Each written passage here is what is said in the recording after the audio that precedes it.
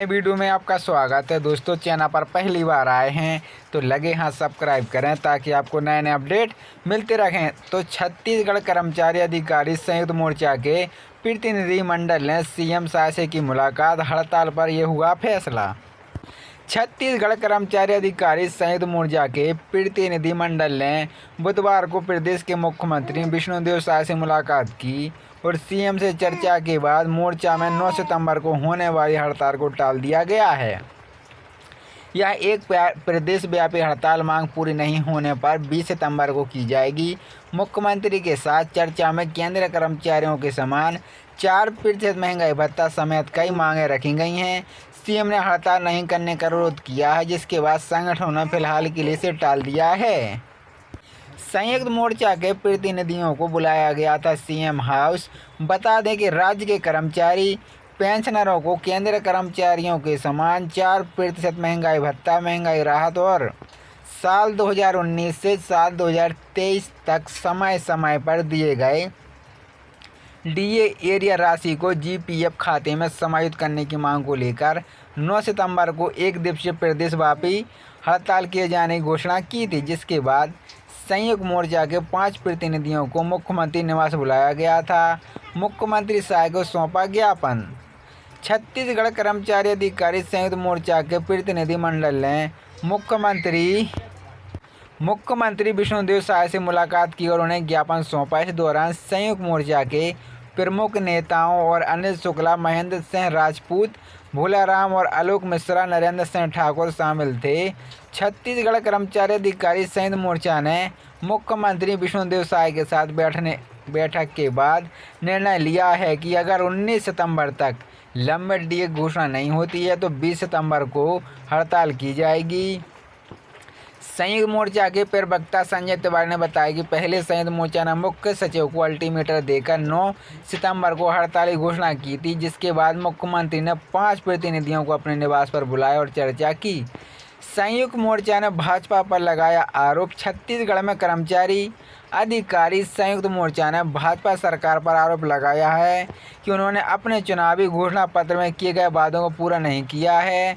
संयुक्त मोर्चा के प्रवक्ता संजय तिवारी ने बताया कि सरकार ने वादा किया था कि भी राज्य के कर्मचारी पेंशनरों को केंद्र के समान डी और पिछले डीए एरिया की राशि जीपीएफ खाते में समायोजित करेंगे, लेकिन अभी तक ऐसा नहीं किया गया है।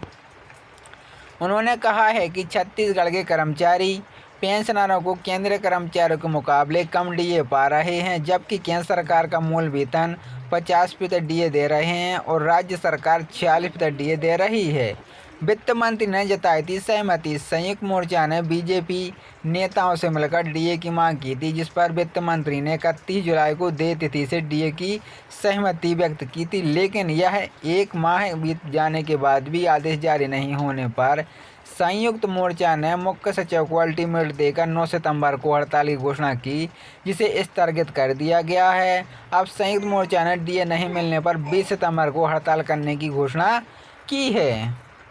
कर्मचारियों को देय तिथि से महंगाई भत्ता सहित 4 सूत्रीय मांगों को लेकर दुर्ग के सांसद विजय बघेल ने मुख्यमंत्री पत्र लिखा है। पिछले दिनों पेंशन समाज के कार्यक्रम में तीखे तेवर दिखा चुके विजय बघेल ने पत्र में कर्मचारी अधिकारियों फेडरेशन के ज्ञापन का जिक्र किया है।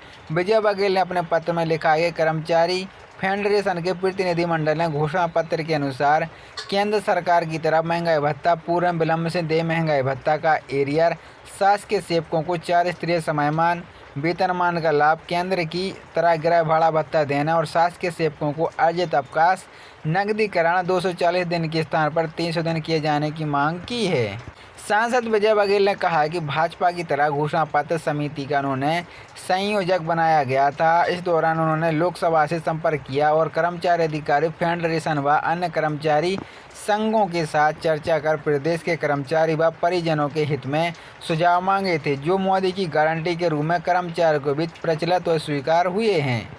विजय बघेल ने अपने पत्र में लिखा है कि विधानसभा और लोकसभा चुनाव में लोगों ने भाजपा के प्रति काफ़ी विश्वास जताया है, लेकिन मोदी की गारंटी कर्मचारी जगत में क्रियान्वयन नहीं होने पर असंतोष बढ़ रहा है। कर्मचारियों के लिए मोदी की गारंटी लागू नहीं किया जाना चिंताजनक और दुखदायी है। उन्होंने कर्मचारियों के हित में इस मामले में त्वरित कार्रवाई की है।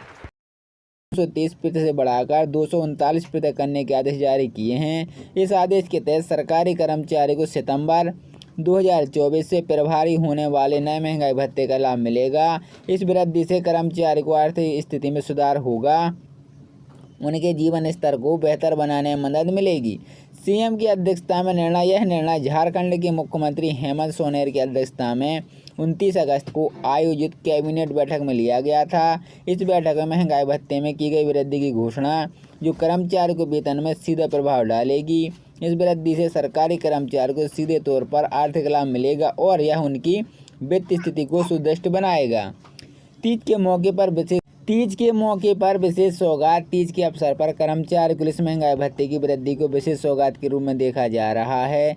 यह वृद्धि 1 जनवरी 2024 से लागू होगी। इसके तुरंत बाद कर्मचारियों के खाते में इसका असर दिखाई देने लगेगा। कर्मचारियों की इस वृद्धि से न केवल वित्त विभाग मिलेगा, बल्कि यह उन्हें मनोबल को बढ़ाएगा और उनकी कार्य क्षमता में सुधार करेगा। महंगाई भत्ता वृद्धि का महत्व। महंगाई भत्ता जो कर्मचारी के वेतन का एक महत्वपूर्ण हिस्सा होता है, महंगाई के प्रभाव को कम करने में सहायक होता है। जब महंगाई भत्ता बढ़ता है तो कर्मचारी की वास्तविक खरीदी शक्ति सुधार हो जाता है और उनके जीवन स्तर को बेहतर बनाया जा सकता है। यह वृद्धि विशेष रूप से उन कर्मचारियों के लिए महत्वपूर्ण है जो महंगाई भत्ता बढ़ने के दबाव का सामना कर रहे हैं। कर्मचारियों के लिए राहत भरी खबर।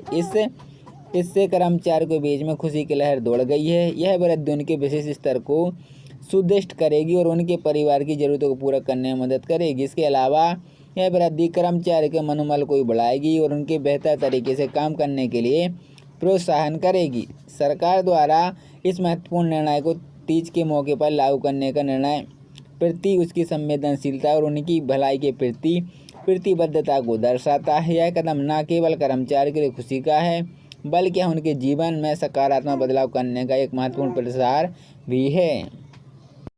से 4% की बढ़ोतरी का लाभ मिल सकता है। सरकार के द्वारा 3 से 4% का लाभ दिया जाएगा। इसमें सितंबर माह के तीसरे हफ्ते में निर्णय हो सकता है।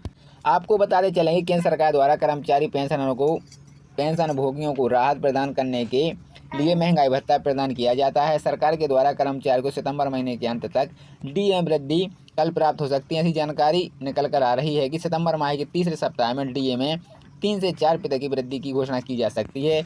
इसके अलावा इस समय मार्च 2024 में सरकार के द्वारा डीए में 4% की वृद्धि की गई है। इसमें कर्मचारी का मूल वेतन 50% तक पहुंच गया है। इसके द्वारा हाल ही में यूनिफाइड पेंशन स्कीम को लॉन्च करने के लिए ऐलान किया है, जो कि केंद्र कर्मचारी को फायदे से जुड़ी खबर है। केंद्र सरकार के द्वारा अपने कर्मचारियों पेंशन भोगियों को महंगाई भत्ते की दर से प्रदान करने के लिए डीए को उपलब्ध कराती है। डीए केंद्र कर्मचारी को प्रदान किया जाता है, जबकि डीआर पेंशन भोगियों को उपलब्ध कराया जाता है। इसके अलावा हर वर्ष जनवरी जुलाई में डीए एवं डीआर में परिवर्तन किया जाता है। डीए रोकने का कारण केंद्रीय वित्त मंत्री पंकज चौधरी के द्वारा हाल ही में संसद के मानदेय सत्र में ऐसा बताया गया था कि कोरोना महामारी के कारण कर्मचारियों को डीआर 3 किस्तों में 1 जनवरी 2020 से और 1 जुलाई 2020 से और 1 जनवरी 2021 इसके लिए रुक गई थी, क्योंकि इसमें समय देश के ऊपर आर्थिक संकट आ गया था और सरकार पर वित्तीय दबाव को कम करने के लिए इस महत्वपूर्ण कदम उठाया गया था। 8वें वेतन आयोग के गठन की मांग केंद्र सरकार के अनेक कर्मचारियों द्वारा 8वें वेतन आयोग का गठन करने को